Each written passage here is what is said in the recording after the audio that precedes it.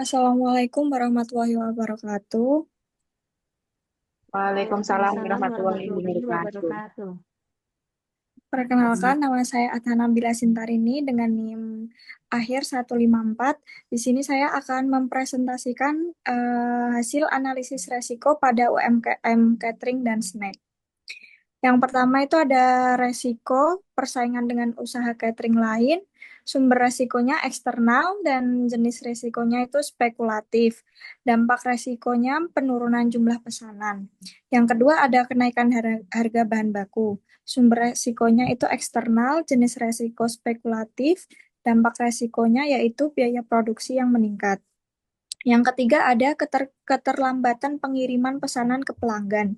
Sumber resikonya yaitu internal, jenis resiko murni, dan dampak resikonya yaitu menurunnya kepuasan pelanggan. Yang keempat ada keterbatasan ketenaga kerjaan saat pesanan meningkat. Sumber resikonya yaitu ada internal, jenis resikonya spekulatif, dan dampak resikonya ada pesanan tidak dapat dipenuhi secara maksimal. Resiko yang kelima ada perubahan selera konsumen terhadap jenis makanan, yaitu eksternal, spekulatif, dampaknya itu ada produksi jadi kurang diminati. Yang keenam, ada makanan cepat basi atau rusak, yaitu internal, murni, dan dampaknya itu kerugian produk. Yang ketujuh ada resiko keluhan pelanggan terhadap rasa makanan yang kurang sesuai. Itu ada internal dan murni yang berdampak pada menurunnya kepuasan pelanggan dan berpotensi mengurangi jumlah pesanan. Yang kedelapan ada kurangnya promosi di media sosial, yaitu internal dan spekulatif yang berdampak pada usaha kurang dikenal di luaran sana. Yang kesembilan ada resiko kemasan makanan rusak saat pengiriman, yaitu eksternal dan murni yang berdampak pada tampilan produk menjadi kurang menarik, berpotensi komplain dari pelanggan. Yang terakhir ke-10 yaitu resiko kebersihan tempat produksi yang kurang terjaga. Itu internal dan murni yang berdampak pada menurunnya kepercayaan pelanggan. Yang selanjutnya ada analisis kritis. Yang pertama itu resiko mana yang paling berbahaya dan mengapa? Jawabannya, menurut saya, resiko yang paling berbahaya dalam suatu usaha catering dan snack rumahan adalah keluhan pelanggan terhadap kualitas rasa dan kualitas makanan. Hal ini karena usaha kuliner sangat bergantung pada kepuasan pelanggan. Jika pelanggan rasa makanan tidak enak atau tidak sesuai harapan, mereka kemungkinan besar tidak akan melakukan pemesanan kembali. Selain itu, pelanggan juga dapat menyampaikan keluhan kepada orang lain atau melalui media sosial, sehingga dapat menurunkan reputasi usaha. Dampaknya sendiri yaitu usaha dapat kehilangan kepercayaan pelanggan dan jumlah pesanan akan menurun. Yang kedua ada pertanyaan, apakah semua resiko harus dihindari? Jawabannya tidak, karena semua resiko harus dihindari. Dalam menjalankan sebuah usaha, resiko merupakan hal yang tidak dapat dipisahkan dari kegiatan bisnis. Beberapa resiko justru dapat menjadi pembelajaran bagi pelaku usaha untuk meningkatkan kualitas produk maupun pelayanan. Oleh karena itu, yang terpenting adalah bagaimana pelaku usaha mampu mengelola dan meminimalkan dampak dari resiko tersebut agar mengganggu kelangsungan usaha. Yang ketiga itu ada jika Anda sebagai manajer, strategi apa yang dapat diambil? Jawabannya, jika saya sendiri menjadi manajer dalam usaha catering dan snack rumahan, saya akan berusaha menjaga kualitas rasa dan kebersihan makanan agar pelanggan tetap puas dengan produk yang diberikan.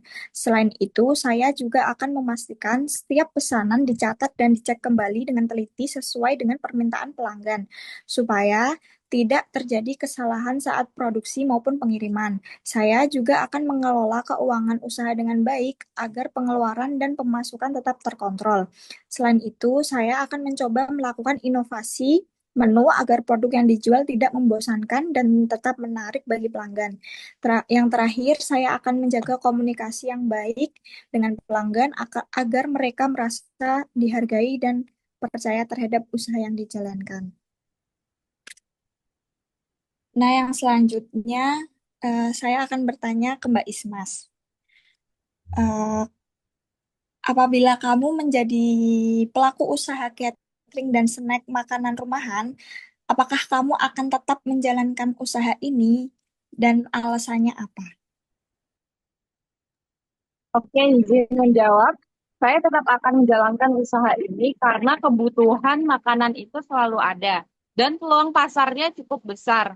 Selain itu, usaha ini bisa dimulai dengan modal yang tidak terlalu besar, namun saya akan tetap berhati-hati dalam mengelola kualitas agar pelanggan tetap puas.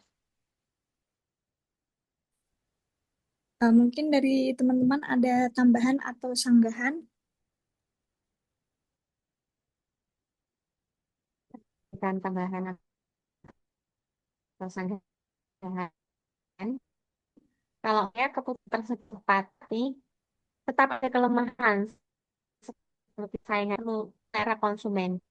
Jika pelaku usaha mampu berinovasi, maka usaha bisa terus mengikuti tren dan kebutuhan pasar. Mungkin begitu. Mungkin dari teman-teman ada yang mau bertanya lagi? Kalau izin bertanya, dari semua risiko yang ada, mana yang paling mungkin terjadi dan bagaimana prioritas penanganannya?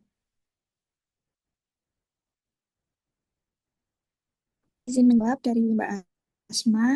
Menurut saya sendiri, resiko yang paling mungkin terjadi adalah keluhan pelanggan terhadap rasa makanan, karena hal ini sering terjadi dalam usaha kuliner dan sangat mempengaruhi kepuasan pelanggan.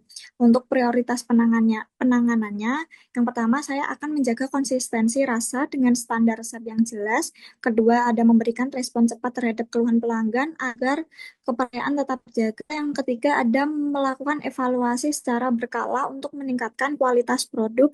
Jadi, fokus utama adalah menangani resiko yang paling sering terjadi dan berdampak langsung pada pelanggan. Mungkin cukup presentasi kali ini. Sekian, wassalamualaikum warahmatullahi wabarakatuh. Waalaikumsalam warahmatullahi wabarakatuh.